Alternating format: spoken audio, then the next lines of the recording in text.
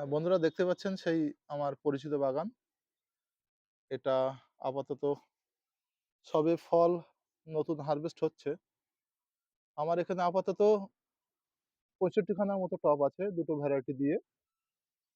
আমি আপনাদের আজকে ভিডিও করছি আজকে ফেব্রুয়ারি মাসের ৪ তারিখ ২০২৪ সাল। বিগত ২৩ সালে আমি একটা ভিডিও ছেড়েছিলাম যেটার আপাতত আপনাদের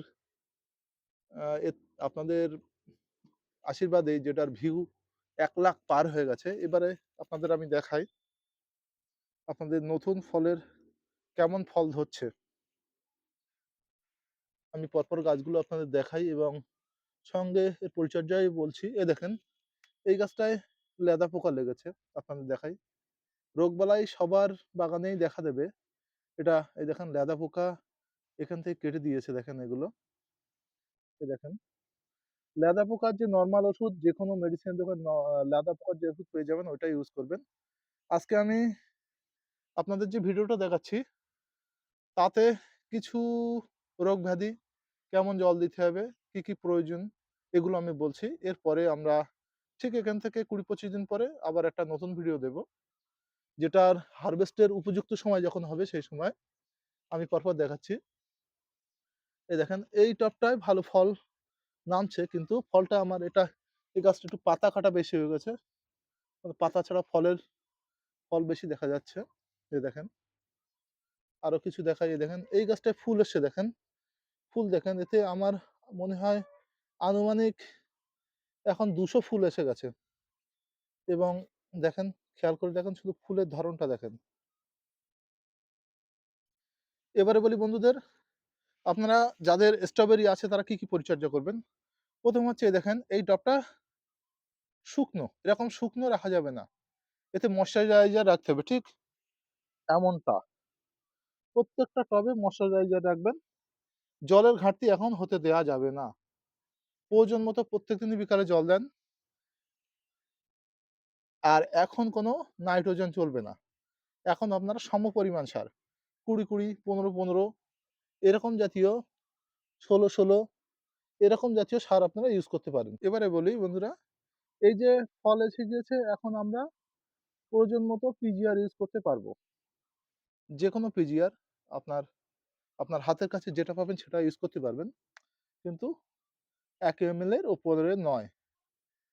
আর আরেকটা কথা বলি বন্ধুরা, এই যে দেখেন গাছটা, এই গাছের ফুল যাদের আসছে ফুলগুলো যেন এই পাতার মধ্যে না থাকে। ওই জায়গাটা আমরা অম যেগুলো পুষ্ট পাতা আছে কেটে পরিষ্কার করে দেবো।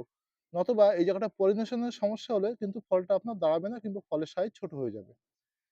আবার কিছু, কিছু গাছের এই দেখেন এই ফলটা, এই ফলটা আমার ১০০ গ্রাম ক্রস করে যাবে। কারণ এগুলো ৩-৪ টে ফলের সমন্বয়ে একটা ফল গঠিত। ওইজন্য এটা ১০০ গ্রাম ক্রস করে। এগুলো ব্যতিক্রম ফল এমনটা কিন্তু বাস্তবে হয় না। বাস্তবে এই ফলগুলোই ১০০, ১৫০ গ্রাম পর্যন্ত হয়ে থাকে। কিন্তু বাস্তবে ফলের ওজন ৮০ গ্রাম পর্যন্ত হয়। আমি আপনাদের বাস্তব ফল দেখাচ্ছি। এগুলো ৩০ গ্রাম, ৪০ গ্রাম, ৫০ গ্রাম। এই দেখেন এই ফলটা কতটা হবে? এটা হয়তো ৪৫-৫০ গ্রাম হবে। এটা কিন্তু স্বাভাবিক ওজন। এবারে বলি বন্ধুরা আপনাদের কি, কি ট্রিটমেন্ট করবেন? এখন আপাতত আপনাদের ট্রিটমেন্ট বলতে গেলে প্রয়োজন মতো জল দেবেন এবং গাছে ৩ টে রোগ ব্যাধি আছে। একটা হচ্ছে লেদা পোকা, দ্বিতীয় হচ্ছে জাপ পোকা যাকে হাবলা বলে। ওটা আপনারা পাতার তলা দেখলে বুঝতে পারবেন ছোট, ছোট সবুজ রঙের পোকা। ওটা আপনার রোগার বা তোফাগড় এই গ্রুপের টাটা গ্রুপের যেকোনো তেল ইউজ করলে হয়ে যাবে। যেটা আপনার লোকাল মেডিসিনের দোকানে যেটা পাবেন, যে ওদেরকে বললে ওরা আপনার প্রয়োজন মতো তেল দিয়ে দেবে। আর আরেকটা পোকা হচ্ছে সেটা হচ্ছে আপনার রেড স্পাইডার বা লাল মাকড়সা। সেটার বোঝার উপায় হচ্ছে পাতার তলায় লাল, লাল ছোট, ছোট পোকা থাকে খুবই ছোট, একটা পয়েন্টের থেকেও ছোট এবং গাছগুলো একদম ফ্যাকাশে বর্ণের হয়ে যায়। এবারে বলি বন্ধুরা, আমাদের কাছ থেকে আপনারা অনেকেই হয়তো চারা নিয়েছেন। তাদের দেখছি বিভিন্ন রকম সমস্যা দেখা দিয়েছে। ১ম সমস্যা হচ্ছে পাতা পোড়া। এই পাতা পোড়ার জন্যে আমরা যে সমস্যাটায় ভুগছি সেটার মেইন কারণ হচ্ছে লবণাক্ত মাটি। মানে যে গোবর সারটা বা যে সারটা আপনারা ইউজ করেছেন তাতে লবণ থেকে গেছে। নোনা লাগার জন্য এই সমস্যা দেখা দিচ্ছে। এর সমাধান গাছ একা, একা রিকভার করলে ভালো অথবা নোনা দিয়ে করতে পারেন, নয়তো কিন্তু এর সমাধান আমরা কিছু খুঁজে পাইনি। এবং অনেকে যারা মাটি করেছেন প্লেন গোবর সার না, এতে দোআঁশ মাটিও ইউজ করতে হবে। আমি বারবার বলেছি 50 থেকে 60% আপনার গোবর সার দিতে পারেন, অথবা ৩ বছর ৪ বছর প্লেন গোবর সার দিলে এটাও চলে। কিন্তু ১ বছর পুরনো গোবর সারের ক্ষেত্রে কিন্তু আপনাকে অবশ্যই বেলে দোআঁশ মাটি আপনাকে ইউজ করতে হবে। তা বন্ধুরা, এই দেখেন আমি এই একটা গাছ দেখাই। গাছটা আমার মনে হয় আনুমানিক ২০০ ক্রস করে গেছে। দেখেন যে একটা ফুলও কিন্তু এর মিস হবে না। এধারে দেখেন ফুল দেখেন, দেখেন মানে আপনার ফুল দেখলে মনে হবে যেন চন্দ্রমল্লিকা গাছের মতো ফুল এসছে দেখেন। এই পরপর দেখেন, এই পরপর কিন্তু এই ফুল হয়ে যাবে, ফলও হয়ে যাবে। এই দেখেন ঠিক ওর সামনেই আমি একটা গাছে যাচ্ছি দেখেন, ফুল দেখেন গাছটায় একদম ভিতর থেকে থোকা মেরে ফুল আসছে। এদিকে আবার ফল পাকছে। আপনাদের আরেকটা সমস্যা বলি, স্ট্রবেরি খুবই সুগন্ধি এবং একটা সুস্বাদু ফল। যার জন্যে ছাদে আপনার কাঠবিড়ালি, ইঁদুর এবং পাখির উৎপাত তো অবশ্যই আছে। এর জন্যে আমি কিন্তু ছাদটা এই বাগানটাকে ঘিরে রেখেছি। যাদের বেশি গাছ আছে অবশ্যই ঘিরতে হবে। নয়তো কিন্তু একটা ফল রাখতে পারবেন না। এবারে বলি আমার সেই বাগানের সবথেকে সুস্বাদু এবং যে ফলটা সবথেকে খেতে ভালো সেই গাছটা আমি দেখাই। এই দেখেন বন্ধুরা, খেতে যদি সুস্বাদু কারোর খুব মিষ্টতা খুব পছন্দ হয় তাহলে আপনাকে এই ফলটাই চয়েস করতে হবে। কিন্তু দুর্ভাগ্যের বিষয় বন্ধুরা, এই গাছটার প্রোডাকশন করা খুবই কষ্টসাধ্য। মানে আমাদের সচরাচর এই যে ভ্যারাইটিটা লাগালাম জার্মান ভ্যারাইটি, এটা কি হয় মানে ফুল আসার আগে ব্যাপক পরিমাণে বংশ বিস্তার করে। কিন্তু আমাদের এই যে চীনের যে ভ্যারাইটিটা, এই ভ্যারাইটিটা মানে ফল হয়ে যাওয়ার পরে বংশ বিস্তার করে। এখন এই দেখেন একটা রানার নিয়েছে এতদিন পরে। আপনাদের অনেক বন্ধু আমাদের কাছে চেয়েছেন কিন্তু আমরা দুঃখিত। আমরা নিজেদেরই আমাদের ৫ টা গাছ পুঁজি। তাহলে আমি আপনাদের কিভাবে দেব?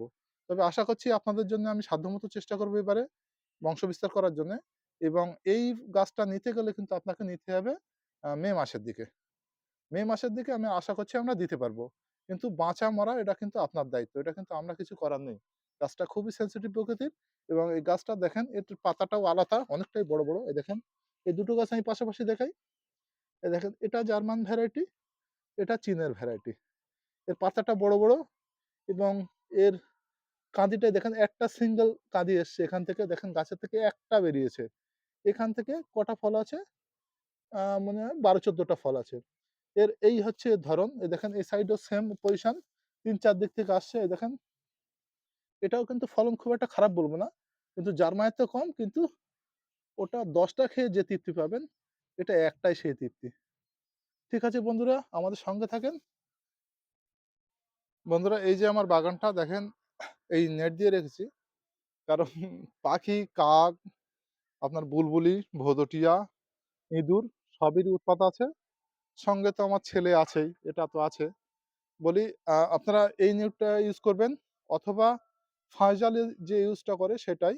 এই এই নেটটা ইউজ করবেন না। এটা আমার নেট আনা আছে কিন্তু আমি সময় পাচ্ছি না বলে লাগানো হচ্ছে না। এটায় কিন্তু সানলাইট কম পড়ছে। এটাই আমরা ইউজ করব না। আর মৌমাছির পলিনেশন এর সমস্যা হতে পারে এই নেটটায়। এই দেখেন আমার মানে সময়ের ঘাটতির জন্য আমি নেট নিচে আমার সিঁড়িতে রাখা আছে। সময়ের ঘাটতির জন্য নেটটাও দিতে পারছি না, কিন্তু দিতে হবে। আ এই নেটটা আপনারা ইউজ করবেন না, আবার একবার বলছি। কারণ এতে আপনার মৌমাছি ঢুকতে পারবে না, মানে পলিনেশন এর সমস্যা হয়ে যাবে। আমি আমার বাগানটা পুরো আপনাদের ঘুরে দেখাচ্ছি। এই দেখেন, এখান থেকে ভিতর থেকে দেখাই। ওই যে ৩ টে লাইনে গাছ আছে।